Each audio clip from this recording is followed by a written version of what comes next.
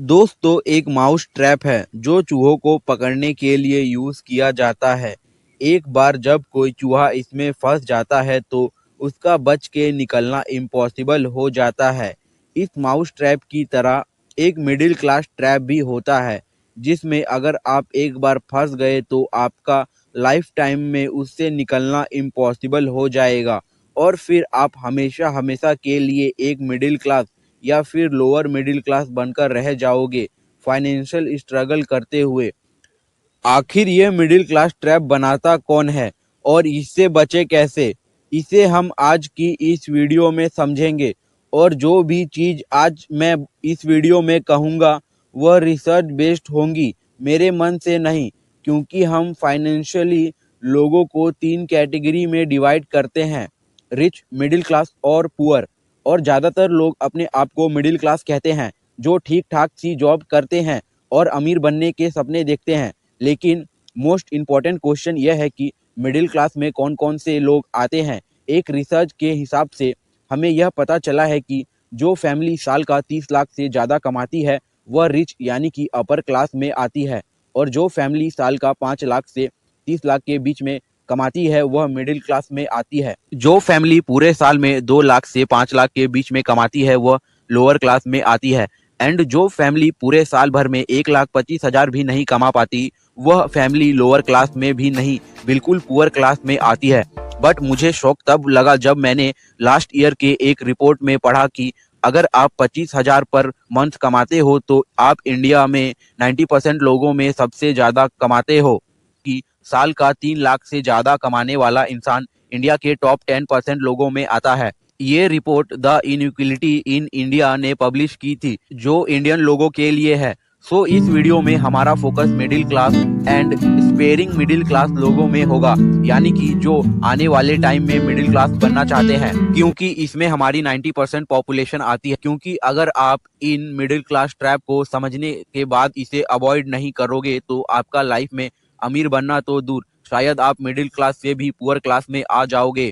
तो जो first trap है वह है इंडियन वेडिंग। तो सबसे पहला ट्रैप को समझने के लिए मैं आपको एक एग्जांपल देता हूँ। तो दोस्तों, आप मुकेश अंबानी को तो जानते ही होंगे, जो दुनिया के सबसे रिचेस्ट लोगों की लिस्ट में 11 नंबर पे आते हैं। तो उनकी फैमिली में 2018 में एक शादी हुई उनकी बेटी की। उस शादी में हजारों मेहमानों को बुलाया गया था। उसका हर एक इनविटेशन कार्ड का खर्चा 3 लाख था, जितना इंडिया के टॉप 10% लोग हर साल कमाते हैं। और मेहमानों को पिक करने के लिए उन्होंने लग्जरी कार बुक की थी, जैसे जैगवार, मर्सिडीज। और फिर मेहमानों के रहने के लिए उन्होंने उदयपुर के सारे 5 स्टार होटल को बुक कर दिया था। और फिर उस शादी में और भी बहुत सारे बड़े बड़े एक्सपेंसेस हुए थे, जिसमें बहुत सारे बॉलीवुड के बड़े बड़े स्टार को बुलाया गया था और हॉलीवुड के भी जाने माने बहुत सारे स्टार को बुलाया गया था, जिनको अंबानी ने पे किया था। अब दोस्तों, आप लोग मुझे एक बात बताओ, यह जो खर्च हुआ था मुकेश अंबानी की नेटवर्थ में से कितना हो सकता है? इनकी दौलत का कितना परसेंट हो सकता है? तो इसका आंसर है, उस शादी में टोटल 700 करोड़ का खर्चा हुआ था और मुकेश अंबानी की नेटवर्थ 7.5 लाख करोड़ रुपीस है, यानी कि उनकी दौलत का सिर्फ 0.2% उस शादी में खर्च हुआ था। लेकिन जब बात आती है मिडिल क्लास फैमिली में शादी की, तो उनकी नेटवर्थ के मुकाबले उनका कितना खर्च होगा? तो इसका आंसर है कि ज़्यादातर लोग अपनी आधी या पूरी नेटवर्थ का 100% उड़ा देते हैं शादी में, और बहुत से लोग 100% से भी ज़्यादा खर्चा कर देते हैं। मिडिल क्लास लोगों की सबसे पहली और सबसे बड़ी प्रॉब्लम यही है कि इन्हें सब कुछ बेस्ट चाहिए। शादी तो बस एक, मैंने एग्जाम्पल के लिए कहा था, लेकिन इन्हें सब कुछ अमीरों जैसा चाहिए, जिसकी वजह से होता यह है कि इनके पैसे उड़ाने का तरीका बिल्कुल अमीरों जैसा होता है और पैसे कमाने का तरीका बिल्कुल गरीबों जैसा। वह अपना टाइम बेचकर जॉब से पैसा कमाते हैं, और जब उनके पास बेस्ट चीज के लिए पैसा खर्च करने के लिए पैसा नहीं होता है, तब उन्हें पैसे का टेंशन लेने की जरूरत भी नहीं है, क्योंकि वह आसानी से लोन ले सकते हैं। तो सेकेंड ट्रैप है, वह है लोन्स। आजकल लोन्स लेना बहुत आसान हो गया है। जैसे एक रिपोर्ट में आया था कि 70% आईफोन ईएमआई पे सेल हुए थे, यानी कि उसे वो लोग खरीद रहे हैं जो उसे अफोर्ड नहीं कर सकते। अब रिसेंटली मैंने एक रिपोर्ट रीड करा था जिसमें मैंने एक शॉकिंग चीज पढ़ी कि एक रिसर्च में पाया गया था कि हम इंडियंस अब सबसे ज्यादा लोन ले रहे हैं। पहले होम लोन टॉप पर हुआ करता था क्योंकि घर एक जरूरत है। अब इंडिया में पर्सनल लोन टॉप पर आ गया है। पहले होम इतना पर्सनल लोन लेने का रीजन क्या हो सकता है? इसका रीजन है घर को रेनोवेट करना, महंगी शादी करना और वेकेशन में जाना। और ये सभी लोन बैड डेट के कैटेगरी में आते हैं।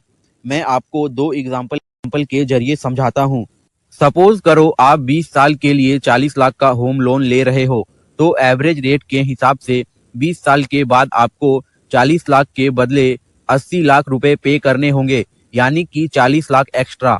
इसी तरह कई इन्वेस्टमेंट प्लान भी हैं जिसमें मिडिल क्लास इंडियंस इन्वेस्ट तो करते हैं, लेकिन उन्हें यह नहीं पता होता कि लॉन्ग टर्म में बैंक उनके पैसे लूट रही है।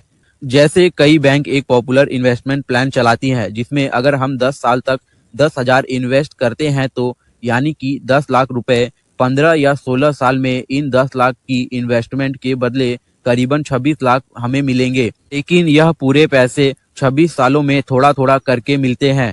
इतने सालों में बैंक हमारे 10 लाख को मार्केट में इन्वेस्ट करके ऑटोमेटिक 1 करोड़ 18 लाख रुपए बना लेता है और हमें मिलता है एक छुट्टा 26 लाख का। परसेंटेज के हिसाब से यह एक छुट्टा ही हुआ। अब इस केस में हम में से मैक्सिमम लोग बेवकूफ बनते हैं, इसलिए बन जाते हैं क्योंकि हम परसेंटेज नहीं देखते। फिर भी हम नंबर देखते हैं कि यार 10 लाख के बदले 26 लाख मिल तो रहे हैं, लेकिन हमारे हिसाब से यह तो हमें इंडेक्स फंड में इन्वेस्ट करना चाहिए या तो फिर किसी हाई इंटरेस्ट वाली फंड में भी इन्वेस्ट कर सकते हो।